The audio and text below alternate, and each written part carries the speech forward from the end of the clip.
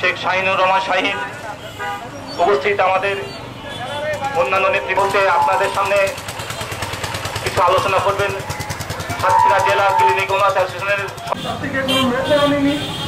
114টা প্রতিষ্ঠান 17 উপজেলায় একজনও কিন্তু তাদেরকে আইনের আওতায় আনেন, অন্যথায়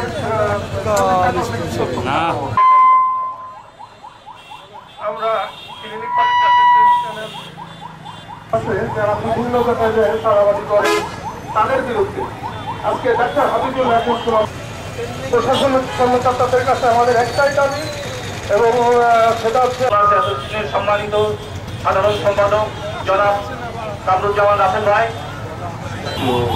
অনাকাঙ্ক্ষিত এক পরিস্থিতি ঘটে, সেই অনাকাঙ্ক্ষিত পরিস্থিতি থেকে আজকে এই উদ্ভব এই পরিস্থিতি। তো আমাদের অ্যাসোসিয়েশনের পক্ষ থেকে আমরা দাবি জানাই যে এই পরিস্থিতি যেন সবাই যারা আছেন সবাই আমাদের সাথে সুসম্পর্ক আছে, সবাই আমাদের ভাই, আমরা একসাথে মিলেমিশে কাজ করতে চাই করবে এবং সাতক্ষীরাবাসীকে এই চাঁদাবাজদের হাত থেকে মুক্তি দেবে। সবাইকে ধন্যবাদ। আমাদের মাথা ব্যথা না, আমাদের মাথা ব্যথাটা হচ্ছে আমাদের ডাক্তারদের প্রতিষ্ঠানে যায় তারা